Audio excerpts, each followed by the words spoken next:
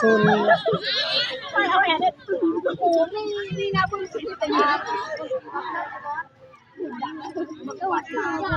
แก่เสือดงหอนนี่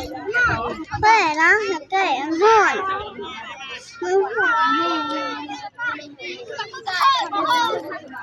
วิญญาณเอา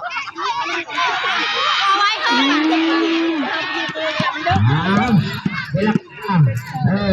ตัวทางนึงจะได้คำว่าเรื่องทางนี้พนักพัฒนากีฬาแต่ละทีมเนาะเตรียมไว้ตอนนี้ยังมีเดือดกันอยู่สองทีมยังหักยังแพ้กันอยู่เอาระหว่าง2 ม 2ระหว่างม 2ทุกคนม 2นะพ่อยังดุยังมันอยู่ตอนนี้บริจาคเส้นบริจาคขาเ